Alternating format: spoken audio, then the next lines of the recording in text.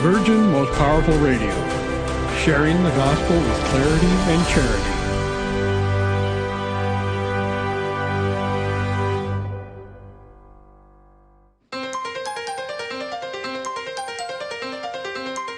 And now, Virgin Most Powerful Radio is pleased to present Hands-On Apologetics with renowned Catholic author and apologist, Gary Michuta.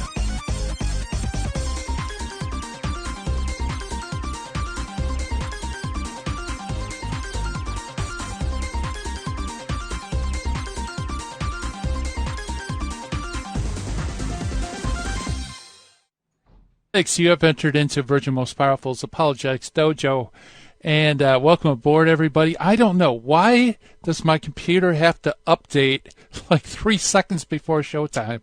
I have no idea. Hopefully I'm broadcasting at least on video. Yeah, it looks like the feed's working. Anyway, welcome aboard, everybody, to Hands-On Apologetics, where the rubber of catechesis meets the road of everyday life, and which we talk about all those great things about how to share, defend, explain the faith with clarity, charity, and confidence. Got a great show in store for us today. John Martignoni, the blue-collar apologist, is going to be joining us. We're going to talk about why there's no Protestant catechism out there. How come there's no Protestant catechism? Well, there's a good reason for it, and that is because Protestantism just can't simply generate a catechism for its own. And so John's going to be coming on the other side of the break. It's always great to have John in the dojo. He kind of kicks things up a notch, and just a fun guy to listen to and talk to. And, let me give my shout-outs to everybody watching live stream on YouTube and also Facebook. Hello, everybody. Hey, thank you for the emoji explosions. Appreciate that. MS, boy, I can't talk today. M. Mousepel, Ricky, thank you, everybody. I really appreciate it. Also, I want to welcome all of you listening on radio stations around the United States and also around the world via podcast. It's great to have you on board. And, thank you, everybody, for subscribing, telling people about the program. We appreciate it. And please keep up the good works. It's what I call apologetics in place. We can't do much other than hang around at home and read and do research and share on social media. So, now's the time to let people know about Virgin Most Powerful Radio, all the great programs here, and also Hands-On Apologetics. So you can listen to great apologists like John Martignoni. Talk about great apologists. Yesterday was an awesome program that we had with Teresa and Arthur Beam. If you didn't listen to it, you need to go back and listen to it, because we were talking about the Branch Davidians and David Koresh, the Waco siege that happened back in 1996. And they knew him personally, and they made some really interesting tie-ins with the Seventh-day Adventist Church. So, like I said, if you missed it, you got to check it out. And, congratulations, Michelle. Nice to hear about the quadruplets of lambs that were born. Also, unfortunately, we ran out of time because it was just such a fascinating interview that they were talking about their new series of books. They have a trilogy out. It's available on Amazon. So check it out, folks. It's by Teresa Beam. You can look it up as the author name, Teresa or Arthur Beam. It's a trilogy. The first volume is called Mission Vatican, and it's kind of historical fiction, and it sounds really good. So it's available there. Check it out. And they also have a very important book that they wrote. I think this might have been their first book, which is It's Okay Not to Be a Seventh-day Adventist. So I wanted to plug that because, I felt bad. We had such a great discussion yesterday. Just, the theme music came up, and we barely got, our shout-outs to all the great things that they're doing. And they are doing some very remarkable work in the area of apologetics with Seventh-day Adventists. So, check out their stuff, folks. Also, we have a Finding a Fallacy for day. Every program we go through an informal fallacy. Today's fallacy is the Strawman fallacy. And we also meet an early church father. Today's early church father is a great historian known as Sozomen. So we'll talk a little bit about Sozomen as well. And by the way, if you have any questions for John Martignoni, you can always give us a call toll-free at 888-526-2151. That's 888-526-2151. Or you can always send your emails. Got a couple of very interesting emails last couple of days, and I was glad to respond to them. You're asking, well, how do I send an email to Hands On Apologetics? Well, it's easy. The Dojo mailbox is questions@handsonapologetics.com. handsonapologetics.com is one of my two major websites. The other one is GaryMachuda.com, I believe it is, and you can get my stuff over there. But, to learn about what's coming up on the program, and especially to send your emails, just question@handsonapologetics.com, and I do respond to all of them. Not always in a timely basis, but I do try. Because after all, what's the point of being a sensei if you're not going to help, all those who need help? So please keep them coming. Great stuff. Well, we jump to the finding of the fallacy for today, and the finding of the fallacy is the Strawman fallacy. This is probably the first fallacy that I think every apologist learns next to begging the question. Strawman, basically it's a scarecrow, okay? It's where somebody dresses up an argument that it looks like their opponent's position, but it really isn't. That's essentially a straw man. The opposite of a straw man, there's actually a term for it. It's called a steel man. That's where you take your opponent's position and you actually strengthen it, make it stronger. And I think one doctor of the church that did steel manning better than anybody else would be Thomas Aquinas. St. Thomas Aquinas frequently would not just take his opponent's objections, but he'd actually refine them and make them even stronger, and then you'd blow them out of the water. Okay? And, I think every good apologist ought to do that. At least you need to accurately represent your opponent, if not actually improve it, make it stronger, so that you're not knocking down these straw men, these false representations that kind of look like it, but really aren't. So, steel manning instead of straw manning, that is my advice for you for this particular segment. So beware of this straw man fallacy. The important thing is to understand what exactly is the position. That's how you can tell when a straw man's being used. Trust me, in politics, this is currency of the trade. Hardly ever do you see somebody accurately represent another person's position. But not only in politics, but especially with Catholicism, anti-Catholicism often distorts Catholic teaching and then proceeds to, quote, unquote, debunk it. So beware of the straw man. That's my phrase. Okay, let's jump to the Meet the Early Church Father for today, who is Sozomen. Sozomen Scholasticos, if you want the partial or fuller name for him. Like many early church fathers, we don't know a lot about him. Sozomen was born near Gaza in southern Palestine, modern-day Palestine. He was from a pious Christian family. Little enough is known about his life, according to Jurgen's Faith of the Early Fathers.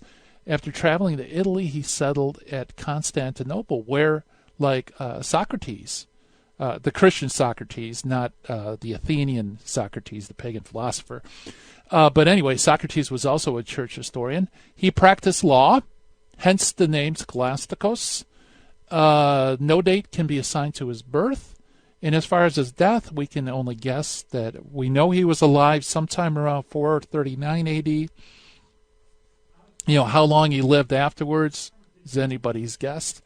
But at least we kind of have a time frame for when he wrote his history. Now, let's talk a little about this, because this is his one surviving work. Sozomen wrote two histories of the church. The first one, which covers the period from the ascension of our Savior to the fall of Licinius in 323 A.D., which would have been a fantastic read. I wish it survived, but it doesn't. It's no longer extant. But the second history is extant, so we do have this on hand, and that's the one that covers from the year 323 to 439 A.D., ending like Socrates with the 17th consulate of Theodosius II. It is in this latter work, which now concerns us, that is almost extant in its entirety. It lacks only a few chapters in the ninth and the final book. a portion covering 14 years, so we don't have it all complete, but nevertheless we have a very good chunk of it. Thus, the work we have covers the period from 323 to 425. It's addressed to Theodosius II, who died in 450, and it states that it covers the period of his 17th consulate. Hence, we know that it was written after 439 AD, but before 450. Now, Jurgens continues by stating that the sources employed by Sozomen are numerous and broad, and not the least of them is Socrates himself. In fact, Sozomen uses the latter. His use of Socrates' history is such that now we would actually call it plagiarism, excuse me. Not plagiarism, that's a heresy. But the theft of literary property was not developed concept in antiquity, and so basically you could reproduce other people's works without even mentioning them. But nevertheless, so he uses a lot of his compatriot Socrates' history. Photius preferred the style of Sozomen to that of Socrates, and it is true that he has a more pleasant manner than Socrates. He's easier to read, and he holds one's attention longer. But his historical sense and critical judgment is inferior to Socrates. He's more inclined to repeat mere gossip, but even gossip can be extremely valuable when it is aged for more than 1,500 years. So that's Jurgens' take on Sozomen, the historian. And one thing I want to mention before the break, if you ever have a chance, read Book 5, Chapter 22 of Sozomen's church history, because it recounts an amazing event where Julian the Apostate tried to rebuild the Jerusalem temple and miraculously was prevented. So it's a gripping chapter in this book. And coming up next after the break, the blue-collar apologist himself, John Martignoni. We'll be right back. Stay tuned, everybody.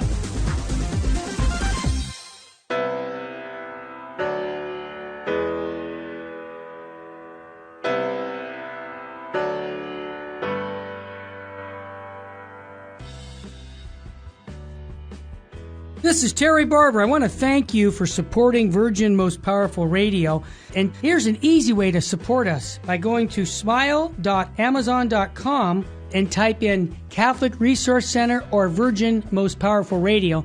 And when you log in your Amazon account and you purchase products, a portion of it will go right back in supporting Virgin Most Powerful Radio. And it doesn't cost you a dime. I want to thank you ahead of time because that supports us year-round. May God bless you and your family.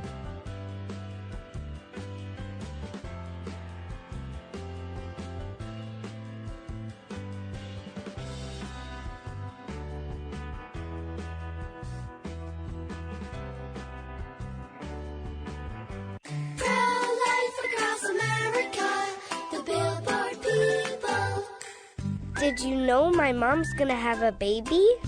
She is? Will it be a boy? Or will it be a girl? We don't know yet, but we heard the heartbeat and my dad said this is gonna be someone very special. You mean like being a president? Or maybe a doctor? Well, probably maybe like a singer or dancer, I think. Hello, my name is Marianne Koharski. I'm the director of Pro-Life Across America. We know that every baby is a miracle and has the potential to do great things. If you know someone who is pregnant or in need of alternatives or assistance, or would like to support the work of Pro-Life Across America, please call 1-800-366-7773 or visit our website at prolifeacrossamerica.org. Pro-Life Across America is non-political and totally educational. Pro-Life Across America, the Billboard people.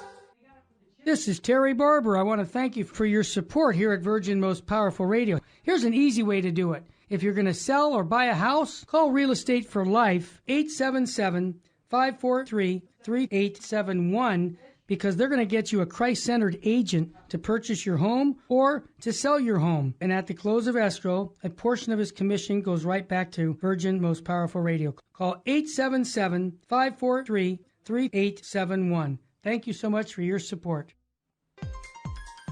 Now, back to Hands-on Apologetics with Gary Machuda. If you'd like to join the conversation, call 888-526 2151. Here's Gary.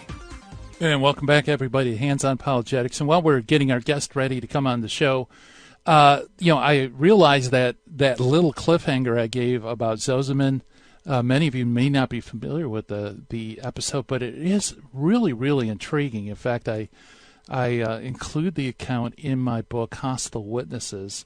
And let me explain a little bit about what was going on. You have an emperor, Julian, who was born in a Christian family, and during a time when Christianity was legal, and there was lots of party politics, and so his family gets slaughtered, except for him and I believe a cousin, by his Catholic relatives, and this turns Julian away from the faith. He's taught by pagan instructors, he's raised by them, and he's kind of secretly indoctrinated with paganism.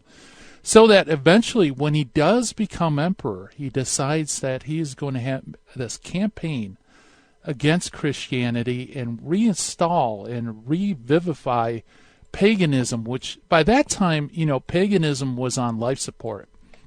There's simply, pagan temples were empty. People weren't taking paganism seriously, so the emperor is going to change all that.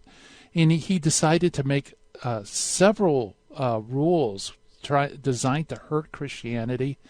And, I love stories like this because we often think that our times are the worst and how can anybody endure it. But really, if you look at church history, there are some really frightening times. And this is one of them. And so not only does he divest the church of any kind of land that was granted to it, the church had to pay back any money that was given to it over the past emperors. He basically says Christians are not allowed to teach rhetoric or other studies to pagans. Only pagans can teach pagans these things. But probably the most audacious of all the things he did was he went about this enterprise to rebuild the Jerusalem temple. Now, why is that important? Well, in the Old Covenant, the temple became the center of living the covenant. You have Leviticus, you have all these rules about cleanliness. Priests were active, sacrifices were needed, and you did the sacrifices in the Jerusalem temple. And, when Christ came, Christ predicted the destruction of the temple, and John tells us that that's because the temple in Jerusalem is replaced with the temple of Christ's body. So after Jesus' death, resurrection, and ascension, you have a 40-year period between AD 30 and AD 70 where the temple was still basically functioning, but the Jews decided to rise up and revolt against Rome, and Rome crushed it. It took a little while. They laid siege to the city. They broke through the city. Eventually, they destroyed the temple, which is pretty unusual for the Romans because Romans always kept the temples intact, because this is how paganism solidified conquered territories. Is they would basically take the gods of all these cities. Every city had its own city gods, and they would just put them in their pantheon. So basically, the pantheon symbolized the unity of the empire because all the different cities had their own pagan gods, and so on and so forth.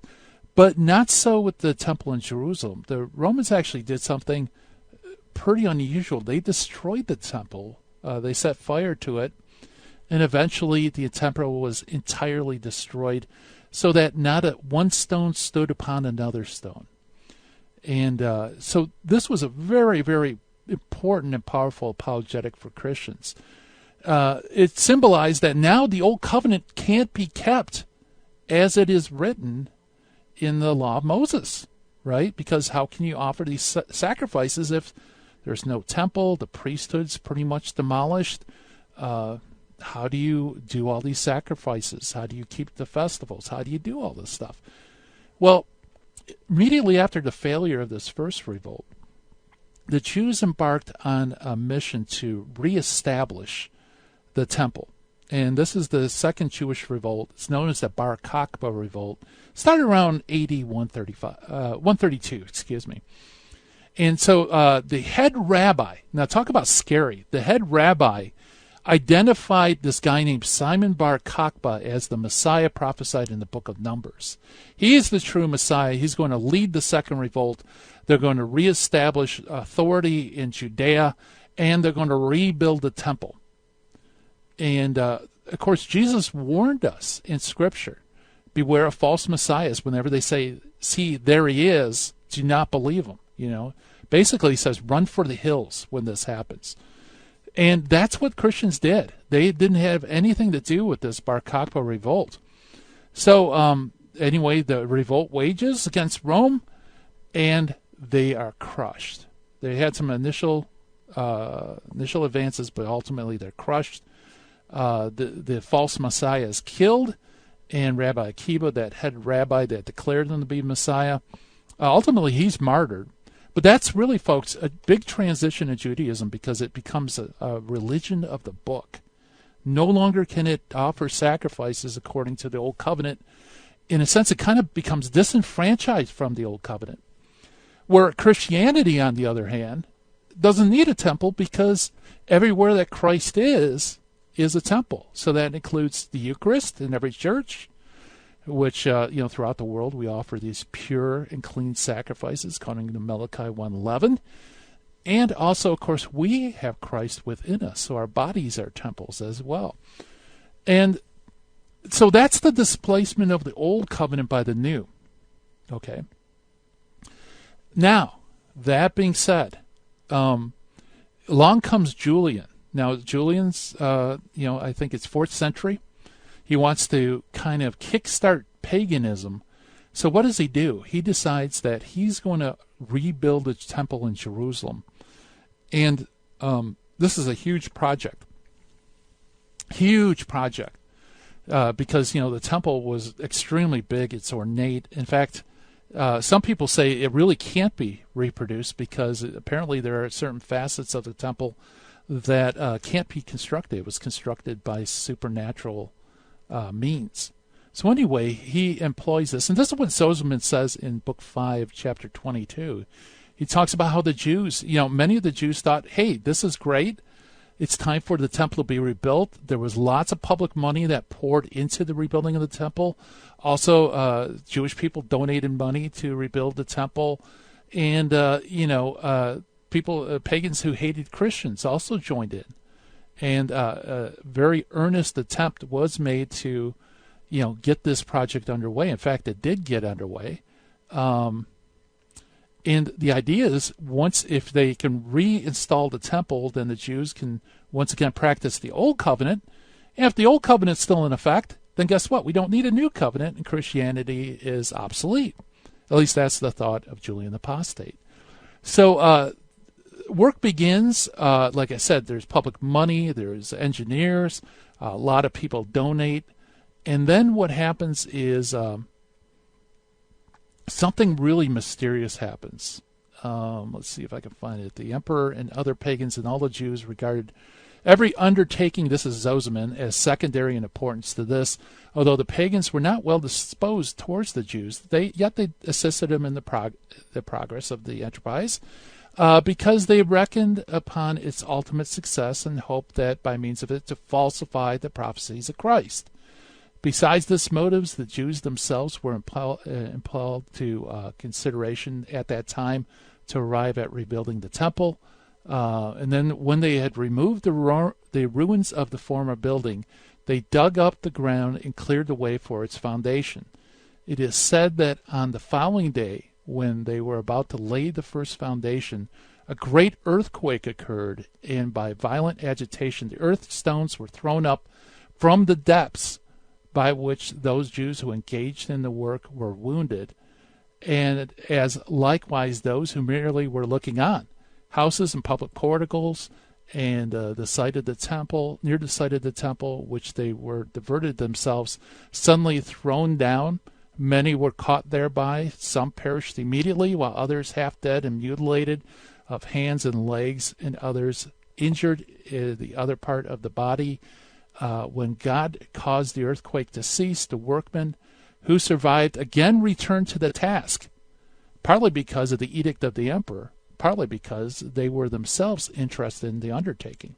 So a giant earthquake erupts. But nevertheless, it doesn't stop the project. After all, Emperor Julian wants it done, and the emperor wants it done, it's going to get done. And then, it's related by all parties that when they started again, these fierce fireballs come from the foundation of the earth. Let me continue with Sozomen. He says, this is fearlessly stated and believed by all. The only discrepancy in the narrative is that some maintain that the flames burst from the interior of the temple as the workmen were striving to force an entrance, while others say that the fire proceeded directly from the earth. In whatever may be the phenomenon that might have occurred, it was equally wonderful, as Sozomen says. And more tangible and still more extraordinary prodigy ensued. Suddenly, the sign of the cross appeared spontaneously on the garments of the people engaged in the undertaking. These crosses were disposed like stars and appeared like a work of art. Many were hence led to confess that Christ is God, and that the rebuilding of the temple was not pleasing to him. Others presented themselves in the church, were initiated, and besought Christ with hymns and supplications to pardon their transgressions. If any does not feel disposed to believe my narrative. Now this is really interesting. Listen to these last words, folks. It says, if anyone's not disposed to believe my narrative, let them go and be convinced by those who heard the facts I have related from the eyewitnesses themselves, for they are still alive. Let them inquire also of the Jews and the pagans who left the work in an incomplete state, or who, to speak more accurately, were able to commence it. I think that last part is very interesting. It's one thing for him to relate these events, and you could say, wow, this is kind of hard to believe, Sozomen. People are making up stories. How could we possibly believe something as spectacular as that? And he basically says, hey, check it out for yourselves. I'm not making this up. The eyewitnesses, the people who were there, are still alive. You can check it out. So he's basically, he's doing a throwdown here, a historical version of a throwdown, saying, look, if you don't believe me, check it out. Ask people, ask the Jews, ask the pagans. They'll corroborate what I just said.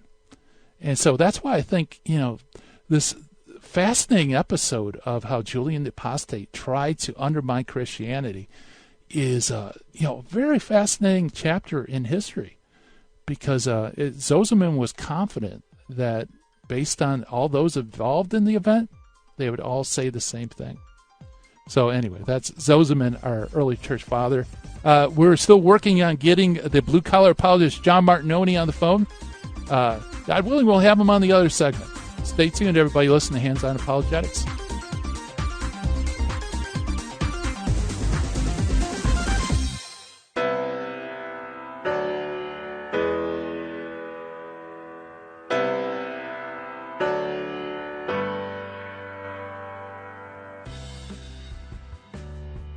Hi, this is Jesse Romero from the Terry and Jesse Show, also from Jesus 911.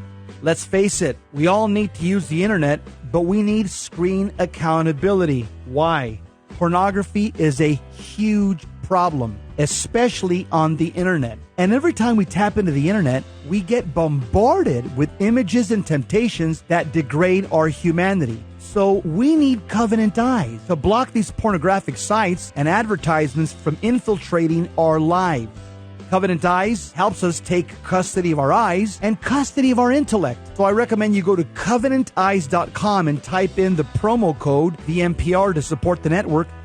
Protect yourself and your family from the imminent threats on the internet. www.covenanteyes.com, code VMPR, live porn free. Thank you for listening to Virgin Most Powerful Radio. Thank you. God bless you. Keep the faith. Finding the right doctor for your obstetric and gynecological needs can be difficult. Do you want a doctor with impeccable references and ethical practices? One who is trustworthy and well-researched? Dr. Aceta is that doctor. As a faithful Catholic in the Kern County community, Dr. Aceta provides expert care guided by his Catholic teachings, focusing on the patient's needs according to his own specialty. Call Dr. Aceta for all your obstetrics and gynecological needs at 661-595-5617. Again, 661-595-5617 for quality care without compromise.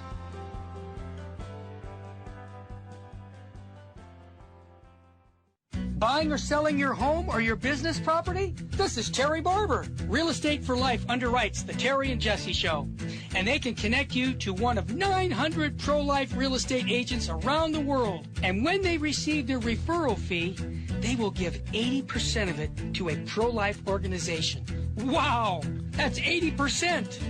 realestateforlife.org, 877-LIFE-US1.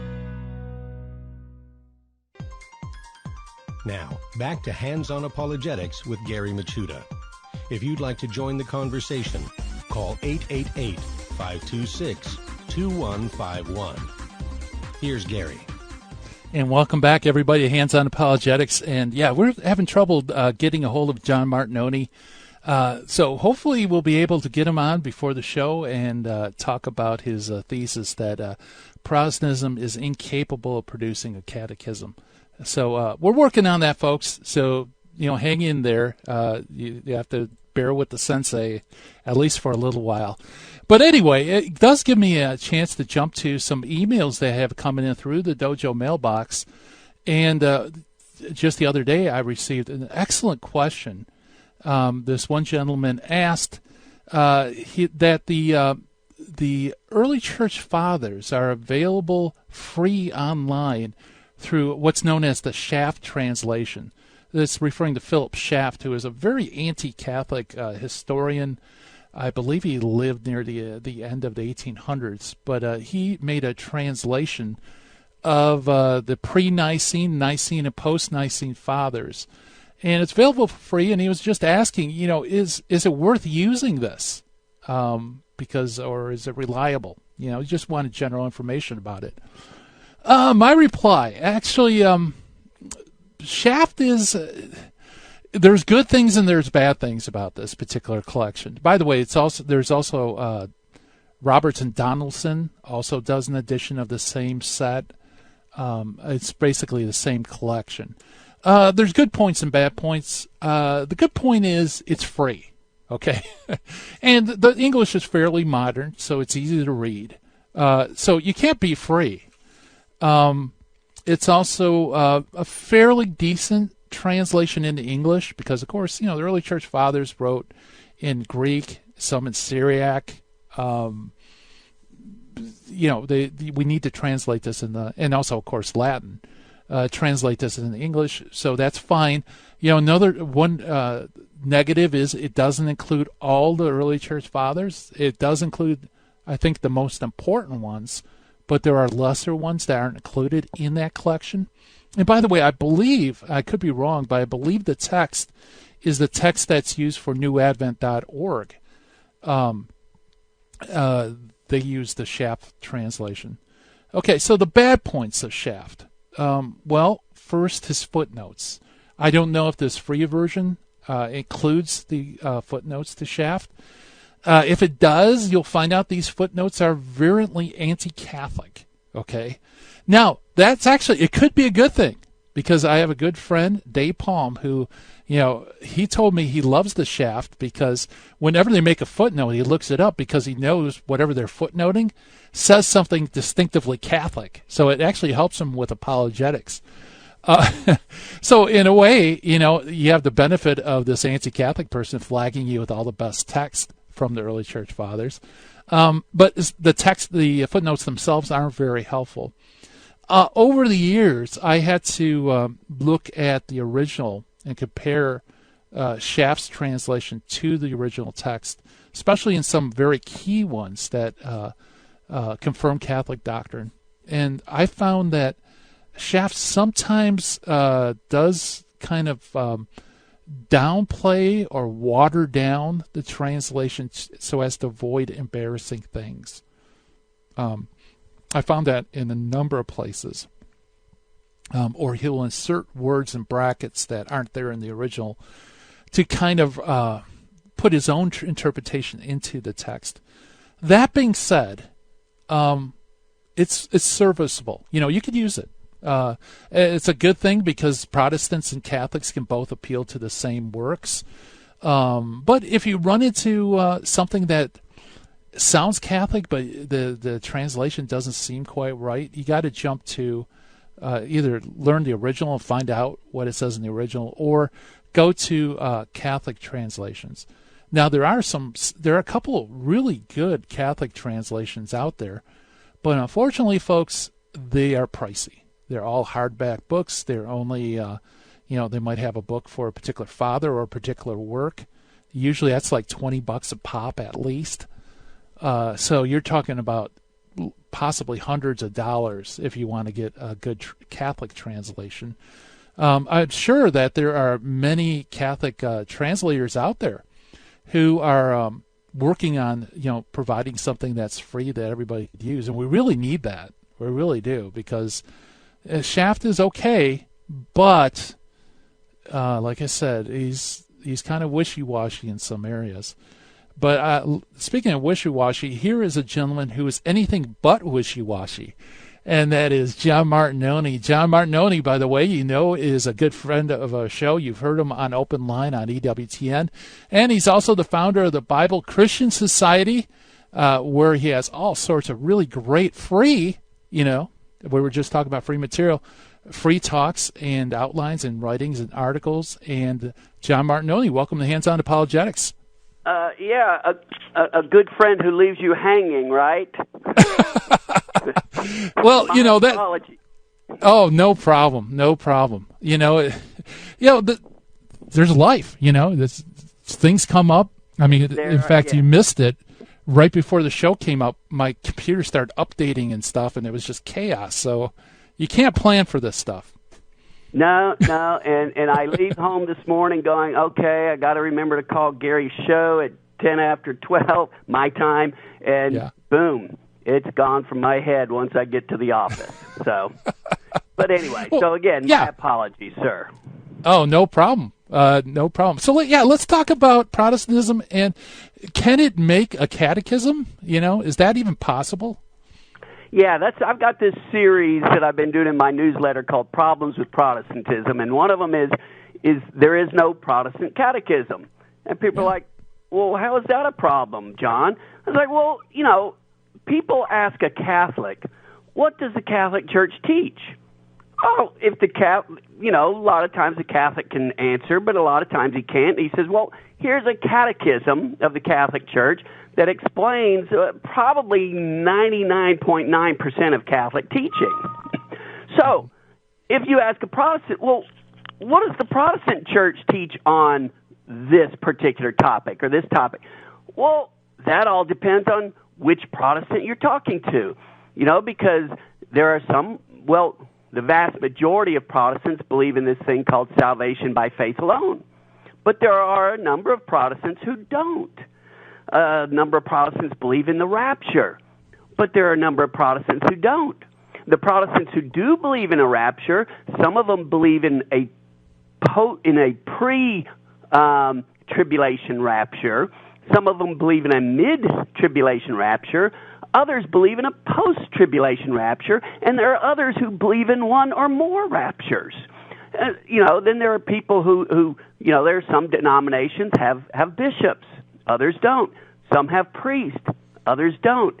What else we got? Some believe in once saved, always saved, others don't. Some have sacraments, others don't. Some believe in infant baptism, others don't. Some who believe in infant baptism say baptism is only symbolic. Others say no, it's a rebirth in Christ, just like Catholics believe. So who do you go to ask and to get a solid, authoritative answer on what does Protestantism teach on this particular subject? You can't go to any one person in particular, because there's a whole range of what Protestantism teaches on any particular subject. So that's why you can't have a Protestant catechism, because there is no authority, and this is the crux of it. There is no authority in Protestantism. All of Protestant, and by Protestantism, I'm talking about everyone who uses the 66-book Protestant Bible. They may not call themselves Protestants. Many evangelicals don't. Many non-denominationalists don't. But if they use the Protestant Bible, then they are either Protestants or they are the spiritual heirs of Protestants. And so in that group of people, group of denominations, group of faith traditions, there is no one with the authority to say, okay, this is what Protestantism teaches. You know, because everybody, as you know, Gary, in your apologetics work, everybody you talk to is their own authority. You know, so everybody who can pick up a Bible and read, whether they're in 6th grade or have a PhD in theology, they have equal authority to interpret the Bible and decide what is true and what is false Christian doctrine, what is true and what is false Christian practice and morality, which makes absolutely no sense whatsoever. Did Jesus leave us a situation where we cannot, as believers, know with any kind of authority what we are to believe on any given topic? You know, and for me, and for any, I would think any thinking, discerning, rational person, the answer has to be no. So the fact that you can't have a Protestant catechism because there is no authority in Protestantism to decide what Protestantism teaches, then that's a problem with Protestantism. Yeah. So I think probably a common rejoinder would be, well, yeah, on the details there's lots of disagreement, so I'll grant you we can't do a catechism on, you know, all the different views of baptism and that. But on the core issues, you know, there's unity. Those are the essentials. There is unity throughout Protestantism. Yes, and that you're absolutely right. That is the number one response. Is we agree on the essentials, they'll say, but we disagree on the non-essentials. Well, is once saved, always saved essential? I mean, this can you lose your salvation through sin or not? Well, if the once saved, always saved people are right, or if the people who say no, once saved, always saved isn't true, if they're right, then the people who believe in once saved, always saved, they could be in some real trouble. What about baptism being necessary for salvation? Or, you know, well, if the folks who believe baptism is necessary are right, well, now that's an essential doctrine, not a non-essential doctrine. So the people who don't believe it, they could be in trouble. Yeah, very good. We're chatting with John Martignoni about is it possible for Protestantism to have a catechism? Stay tuned, folks. More on the other side of the break. Listen to Hands On Apologetics.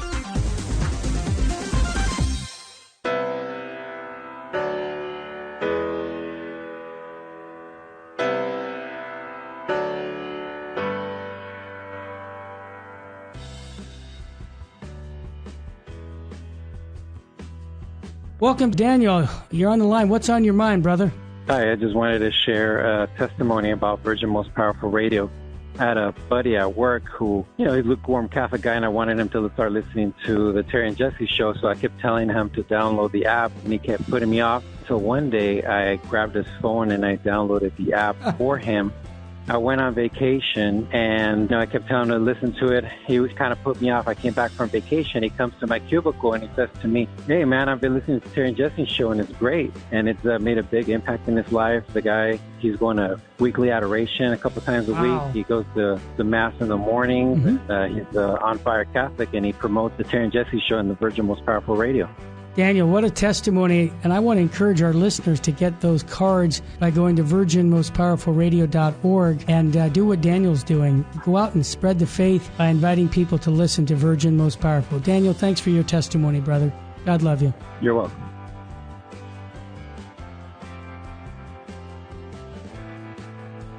In Luke 7, Jesus said, "I tell you, her many sins have been forgiven her, because she has been shown great love. According to St. John of the Cross, Christians should always remember that the value of their good works is not based on number and excellence. Their value is based on the love for God that prompts them to do the works. May we always be motivated by true love for God and not worry so much about what we do, but why we do it.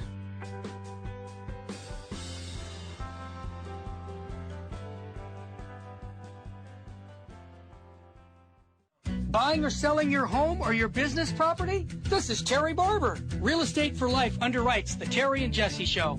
And they can connect you to one of 900 pro-life real estate agents around the world. And when they receive their referral fee, they will give 80% of it to a pro-life organization. Wow! That's 80%! realestateforlife.org, 877-LIFE-US1. This is Jesse Romero. You're listening to Hands-On Apologetics with Gary Machuda on Virgin Most Powerful Radio. And welcome back, everybody. We're chatting with the blue-collar apologist himself, John Martignoni, about Protestantism and, why it can't make a catechism. And right before the break came up, we were talking about that the comeback. Well, we agree on the essentials, but we disagree on the non-essentials. And, John, you are a master apologist because you pull out a prime example. Is salvation by, once saved, always saved? Is that important? Because for many Protestants, that is the sine qua non of the gospel message, is you believe that you're eternally secured, nothing you could do can undo your salvation. So, great counterexample.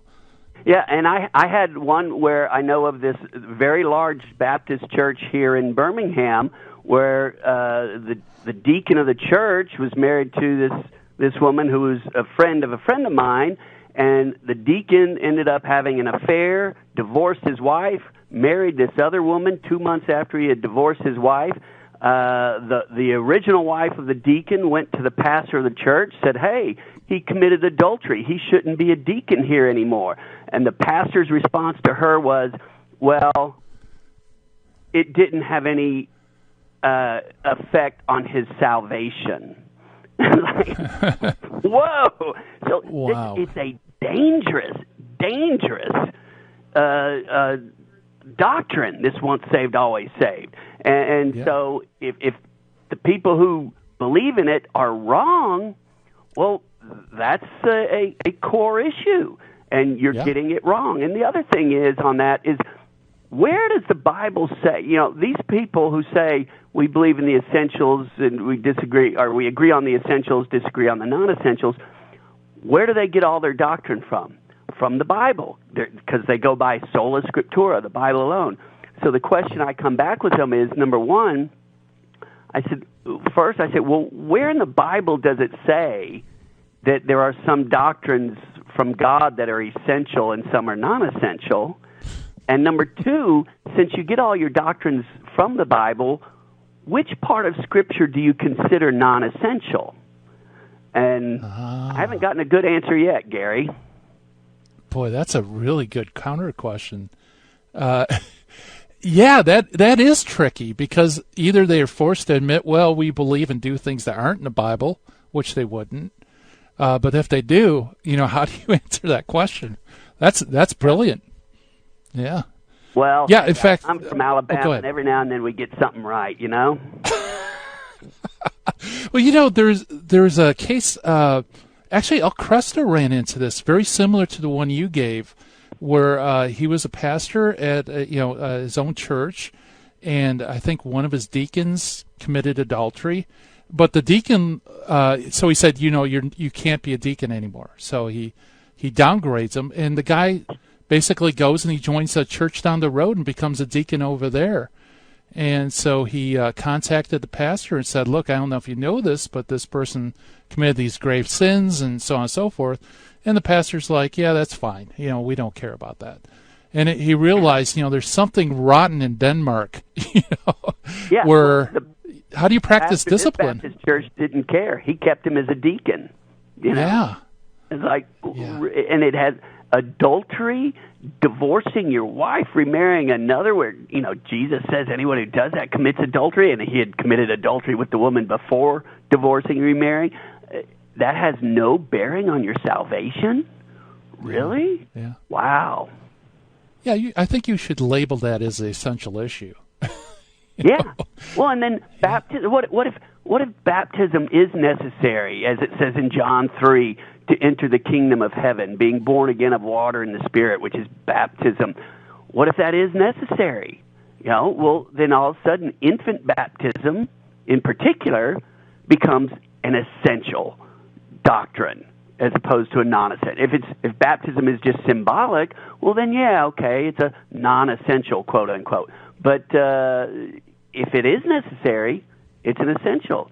So another question I asked people on this, I said, who gets to decide what is an essential or non-essential doctrine? And that's another one I've never gotten an answer for. So right. it's a mess out there. I guess it would fall to every individual, wouldn't it? They can't point to a particular pastor, or unless they're confessional, maybe they could say, well, if you belong to this confessional church, that you have to subscribe to it. But what gives them the authority to make the confession? Exactly. Well, what I do is I'll open up my Bible when I'm talking to a person. I'll start flipping through it and looking in the table of contents, and then back in the glossary and indexes, and I'll say, I don't have that in my Bible. Can I borrow yours? And they'll say, have what? I say, well, obviously there's a table in the Bible that tells me which doctrines are essential and which are non-essential, right? I mean, where else are you getting this from? And then that's when they start to get a little bit testy with me. Yeah, I imagine, especially when they can't find the table. Yeah. But, that does bring up a point, though. It's like, where do they get the ideas of which doctrines to choose or interpret and which ones not? I often think it's like the Gideon Bibles kind of provide an answer. At the front of every Gideon Bible, there's a list of verses where it goes through, here's doctrine of sin, here's how you accept Jesus. It's kind of like this subliminal oral tradition that's transmitted, under the radar screen. Yeah, it's a tradition, which they don't believe in. So right. Okay, that's a little bit of circular reasoning there. Well, we know this because of tradition. Well, you don't believe in tradition. Yes, but we know it because of tradition. Okay, well, yes. So, so that's why Protestantism not being able to have a catechism is a problem, because of all these. I mean, Gary, does truth matter in our salvation? Well, you and I both know it does. The Catholic Church teaches that it does. Most Christians teach that it does. The Bible says, know the truth, and the truth shall make you free. Jesus says, I am the way, the truth, and the life. And he tells Pilate, he said, for this I came to declare the truth, and those who know the truth hear my voice, which implies very directly that if you don't know the truth, you don't hear his voice. Well, so truth matters. So how can you have essential and non-essential? How can you have all this disagreement over these doctrines if truth matters? It only matters for these small few doctrines, or does it matter for all the doctrines that Jesus gave us? So that's, again, it's a massive, massive problem in Protestantism, because I say, well, what is it you believe? Well, I believe this. Why? Well, the Bible says it. Where? Well, right here. No, the Bible says, we're saved by faith. You're saying we're saved by faith alone, and it doesn't match up. And so it just causes problem after problem after problem, because everybody in Protestantism essentially becomes their own pope, deciding on their own set of doctrines and moral laws that they will or will not believe in. And it's just, it's a recipe for disaster. Yeah, why do you suppose? Now, I think if I asked a non-Catholic Protestant, do you need a catechism? They would say, no, we don't need a catechism. It would almost be like, especially, of course, from non-confessional Protestants.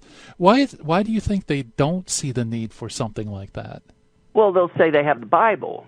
But that's where, what I explain to people, I say, look, the Catechism of the Catholic Church is basically analogous to 2,000 years of sermons on the Bible by the best, the brightest, and the holiest people who have lived, Christians who have ever lived, okay? Because you take any topic, well, here's what St. Augustine said on this topic, and then you've got the Bible verses there in the Catechism that are referenced. That this is, here's where we find comparable or backup to this in the Bible. Here's where, St. Augustine said this, Aquinas said this, Chrysostom said this, Ignatius of Antioch, 1st century, 2nd century, said this. It's Christians giving sermons about the Bible and explaining the Bible to us so we can understand the Bible. We need a guide when we pick up the Bible, not for every single verse, but for many of them. And the Bible itself tells us that. And so when a Protestant says, well, I don't need a catechism, I've got the Bible, it's like, okay, well, can you give me, what are your top 100 beliefs? What do you believe about this? What do you believe about that? Well, I had a Church of Christ preacher I was debating once. He said, we don't have catechisms. I said, well, then how do I know what you believe? He said, oh, well, here, read this book. I was like, well, then this is a catechism. No, it's not. It's just a book. It's got chapters in it. I'm like, gosh, you're nuts.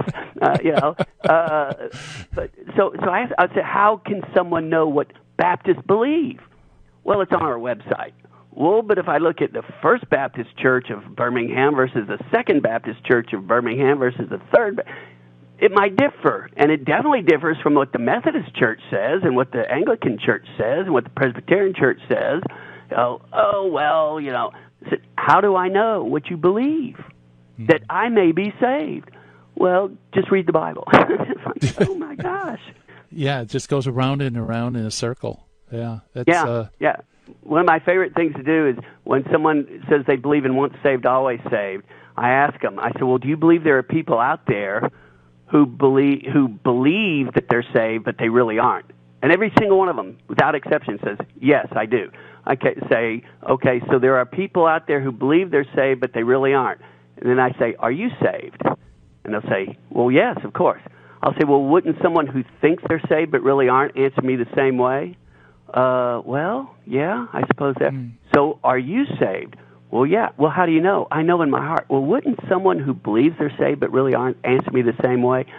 Well, yeah. And it takes 3 or 4 iterations before they realize what I'm doing. I'm saying, you can't know you're saved if you allow for the possibility that there are people out there who think they're saved but really aren't. How do you know you're not one of those people? You can't. But it's circular reasoning. They keep going round and round in circles. Yeah, absolutely. And the only way out of it is to actually have some sort of formula. I did X, Y, and Z, but even then, you still run into who has authority to say X, Y, and Z is the stuff. Exactly. The lack of authority causes all sorts of problems in Protestantism. Absolutely. Well, John, hey, thanks for coming out. We really appreciate it. Well, again, my apologies for being late, and I appreciate being here. Oh, a couple of minutes from you is solid gold, so we really appreciate it. Thank you. That's John Martignoni, folks. Check it out, Bible Christian Society, I believe it's .com. And, man, it's time for us to shut down the Midwest Command Center, turn off the dojo lights. Thank you for listening. Coming up next, High Impact Catholic Talk with the Terry and Jesse Show. Take care, everybody. Bye-bye. In the 1990s, I lived and worked in Hollywood. But when my wife Betty's mom took ill, we relocated to Orange County. And it was during this time in our lives that I converted to Catholicism. Once my eyes were opened to the truth, I couldn't learn enough about the faith. But I had less free time than ever, especially with a long commute. That's when I discovered the real value of Catholic audio. Listening to cassette tapes transformed my daily commute into a miniature retreat. And that's the beauty of Virgin Most Powerful Radio today. Since the podcasts are archived, you can listen anytime on our smartphone app. I know how listening to Catholic audio can bring you closer to Christ and His Church, so I encourage you to visit the App Store or go to vmpr.org and download the app today. It just might change your life. I'm Matthew Arnold for Virgin Most Powerful Radio.